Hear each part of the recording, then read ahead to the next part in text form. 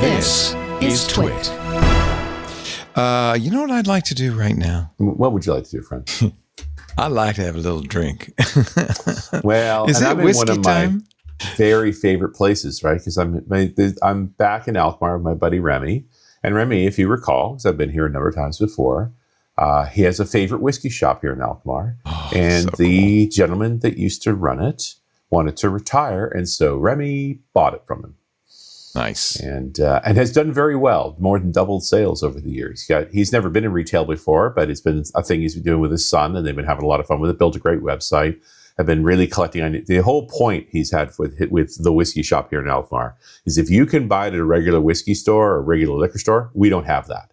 Only things you could find nowhere else. And this thing, Daftmill, yeah, you definitely can't find anywhere else. These are very special bottles. Daft. What a great name, huh? Yeah. And it's truly one of the rarest things you can imagine because it is a single estate whiskey maker. All right, let's start at the beginning. We're going to the lowlands. Do you remember the low, all the different regions of Scotland? This is the lowlands. It's the southern and eastern part of Scotland. So this is sort of the flat terrain, more temperate compared to the highlands where the weather's more extreme and certainly more mountainous. The general area, if you draw it out, there's this area called the Highland Boundary Fault, which stretches across the mainland of the UK from Helensburgh on the Firth of Clyde in the southwest, across to Stonehaven in the northeast. And I was just in Stonehaven in January. That's where we saw the amazing tides and stuff like that. But yeah, really lowlands for a reason. No higher at any point than 200 meters or maybe 600 feet. It's just mostly the central lowlands, which are just river valleys and rolling hills, and also the rivers of Clyde, Forth, and Tay. And then on the southern end of most of that is they call the southern uplands, although remember, no higher than 200 meters, which has got more lands and stuff like that. This is all the big cities. This is Edinburgh. This is Glasgow, Aberdeen, Dundee, Stirling. Not that they're all that big. And Daftmill is in the Howe of Fife. A Howe in Gaelic, of course, meaning a hollow or tract of flat land. So this is the Howe carved by the River Eden and near the village of Killissie. It's called Daftmill after the Daft Burn. Again, Gaelic, a burn is a stream, and there's parts of the Daft Burn that, because of the shape of the land, that appear to run uphill, so that stream is clearly daft. And so the fact that the mill uses the stream means it must be, if you use the Daft Burn, you must be a daft mill. Oh, yeah.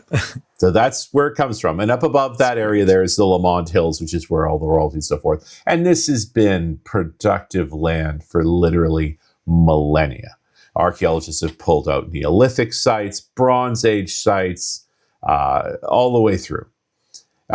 Killissie, the nearest village, is also famous for Killissie Man, which is a sandstone pillar about 9 feet high, 2.7 meters or so, with a carving of a naked male warrior carrying a shield and a spear. And this is likely 1,500 years old. This is the Picts.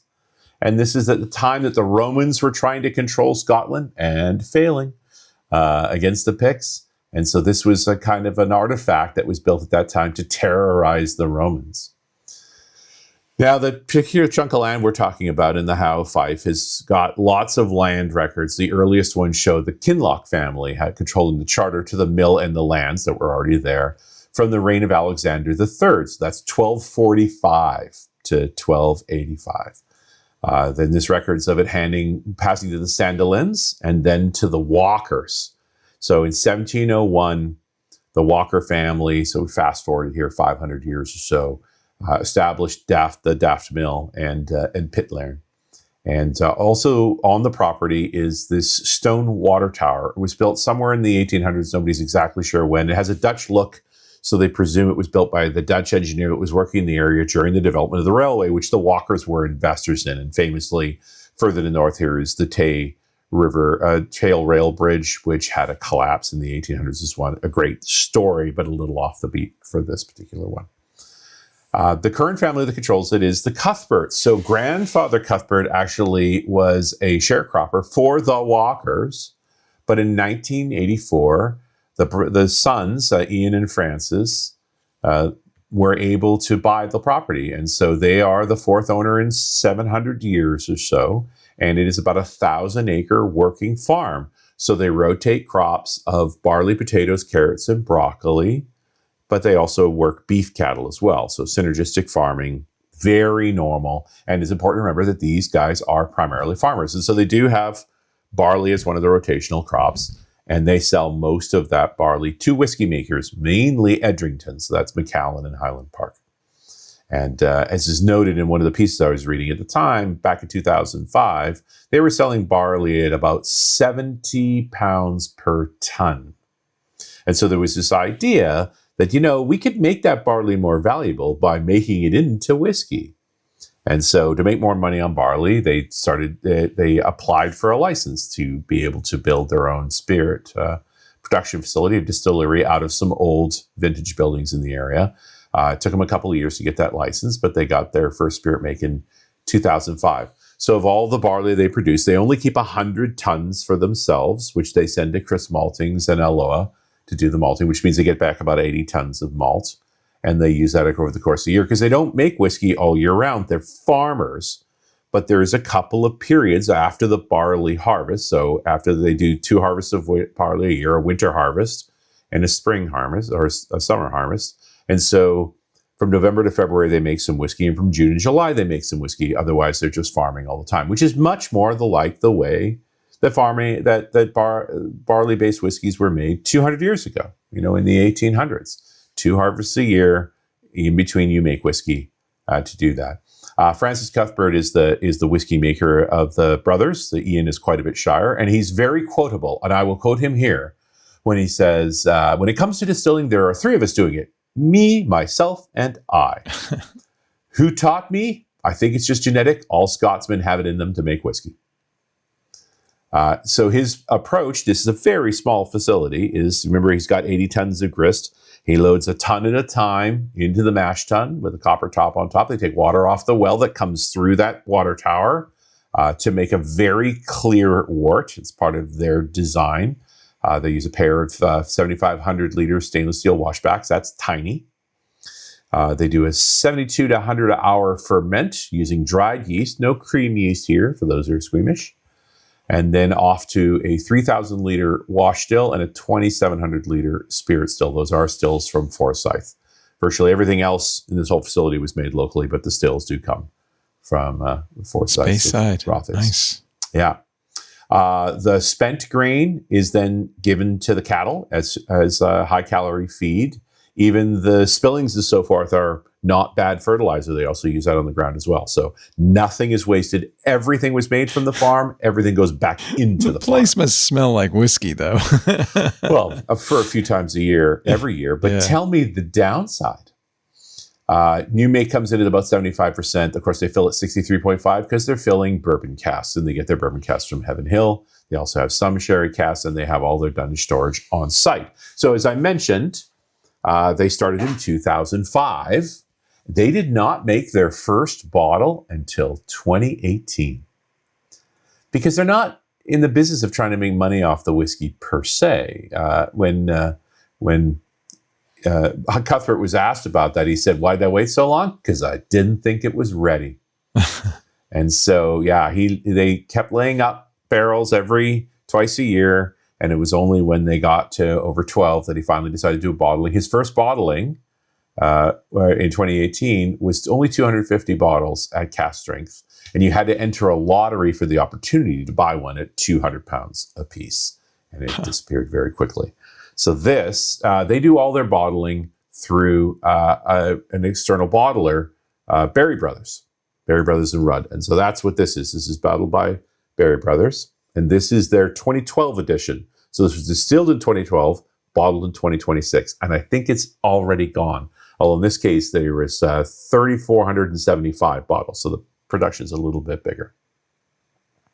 So then this actually comes from 5 first fill sherry's hogsheads. These are Oloroso and Pedro Jimenez. 7 first fill Heaven Hills barrels. So that combination of 12 barrels produces the 3,475 bottles. They actually did the distillation on December 25th, 2012. Like Christmas time? Is that what you do for Christmas? Christmas Day.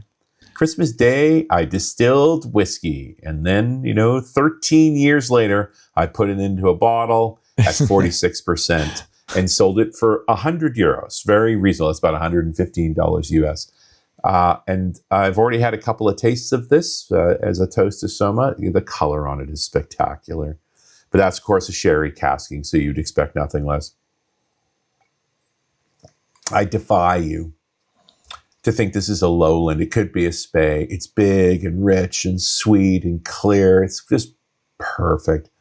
And it's not exported in any way. You have to come to Scotland to get this. Barry Brothers is a great producer. They do a lot of custom bottlings and so forth. But in the case here, you're talking about a single farm estate whiskey bottled through a bunch of pros. Only certain, even here in the Netherlands, there are 10 stores that carry this. And one of them is the Whiskey Shop in Alkmaar. It is both a combination of the craft distilling wave that we've seen and the oldest school whiskey you possibly imagine. Barley grown on a farm, sold from the farm, essentially. And it's a delight. I love that this exists. It's hilarious that it's called Daftmill. But it's just... It's the real deal. You make a trip to Scotland, you got a friend who loves whiskey, you got to get him one of these. Yeah. It's going to be a pain in the butt to find, but if you find it, it's going to be so special because it's in a time of these ultra industrialized whiskey producers at massive scale. These guys just not that guy. They're farmers. And for 100 tons of the grain they make a year, they put it into barrels and once in a while make a batch, maybe once a year. That's all they do. Yeah, I mean, you don't get rich doing this if you make 341 bottles a year, even at 100 3,500 bottles a year. Oh, so 3,500. Okay. Yeah. So, and at 100, and then the retail's $100, so £100. So that's 35,000, of which they're getting maybe 20% of that. So no, it's not a huge amount of money. No, you do this because it's love a thing. Yeah. And it's just another element. It's worth more than what it would be just sold as grain. So they are making some money. Wow. But it's, really neat. It's lovely. It's still lovely that it exists. It's just, once again, I'm educated. I have a moment where it's like, more than one way to make whiskey out there. And some of these ways are the old ways. They're making whiskey like it's 1826 again. How cool. Daftmill. You can't get it, so don't try. Yeah, but if you ever get a chance, if you're ever in the right place, get somebody who's carrying Barry Brothers, look for it. This single farm estate, it's very special. They make a cast strength that will be only like 100 bottles. Those are much harder to find, but this is their main release each year, the winter release, and it's beautiful. Nice. Perfect. Nice. Perfect in every way.